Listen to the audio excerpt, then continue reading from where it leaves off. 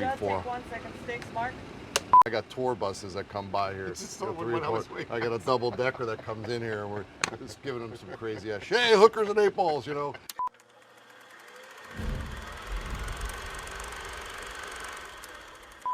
Season 2 robotics, we kicked off in a pretty cool place, Wynwood, Florida, just north of Miami.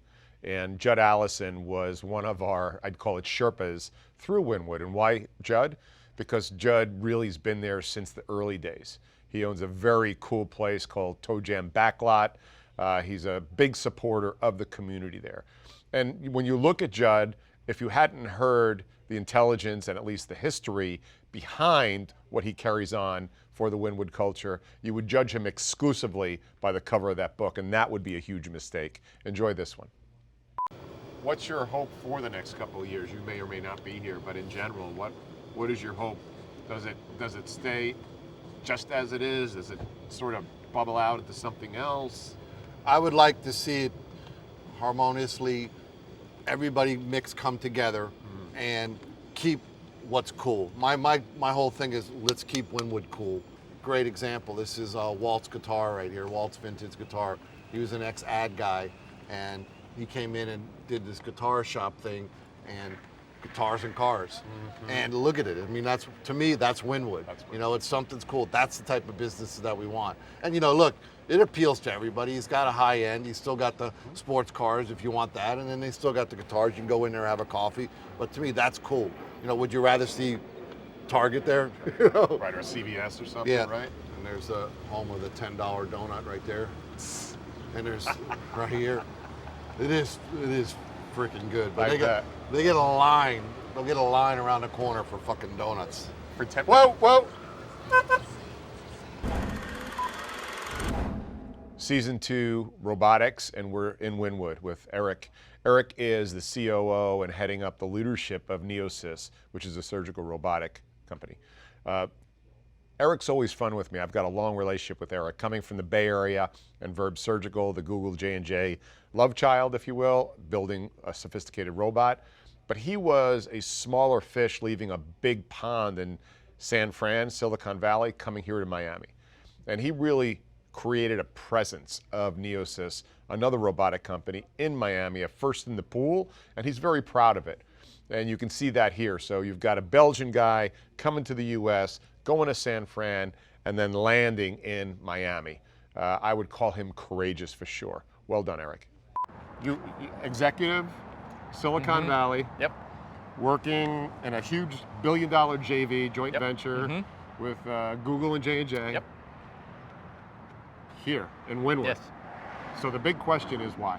They call it the Brooklyn of Miami. It's a lot of artists. It's a fun atmosphere. Breweries are popping up, a lot of galleries, like a really fun atmosphere. But Silicon Valley was, you know, I mean, it's a great place, right? To build careers, to get a lot of different experiences, many job opportunities. But at a certain moment in time, you need to, okay, now I'm going to put my full energy behind a company and do something different, whether it's for the company, whether it's for the patient, or whether it's also for the city, right? Because Miami has been struggling with attracting a lot of innovation. There has been some tech innovation, but medical innovation is really lacking here. So I think it's a massive opportunity to also do something for the city here. Season 3, we're still in Wynwood. This was probably the biggest surprise to date so far on somebody I had a chance to interview. Why? So typically what happens is the crew will keep me what's called on ice, away from the subject I'm about to interview, so it remains fresh. And so here's what I knew. I was meeting some person named Arrive. I was going to be interviewing him down on the streets in front of a mural he had just painted in the heat that was like 105 that day. And so when we pull up, the first thing is I'm looking for my subject. And my DP, my director of photography, goes, he's right there. Now, when you think of a graffiti artist and you think of a gangster, right, you're not looking for somebody who looks to be about the same age as you. So that really threw me. And then as we dug in, the commitment to art and the commitment to creativeness and then the sort of respect for history, I now understand what these street artists do and are committed to. It just so happens that conventional art or consumers of conventional art massively disrespect out of ignorance their platform and the fabric, cement or wood that they play on. You're going to enjoy this one. I really, really felt close to arrive on this, and I hope it sort of conveys that through the shoot. Interview, take one, Mark. So when you see something like this, how does it manifest itself? I'm really curious about that. Do you just start with an image? Yeah, it's a vision. It's already here. It's already in the mind.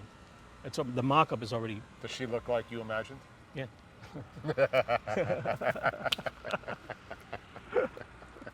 So does the old school hold a little weight?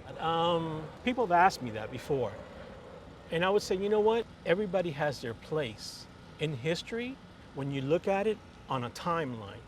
Because this person contributed to this, this led to this, you know, just like everything else, like all the artists, you know, even from, you know, Rembrandt and Picasso and Dali. We all stood on somebody else's shoulders. Exactly. So that respect has to be given. You're like, oh man, this person is like phenomenal now. And that takes place in the street culture. Yeah, it does. Thanks, buddy. Can we cut that down and I can take it home with me?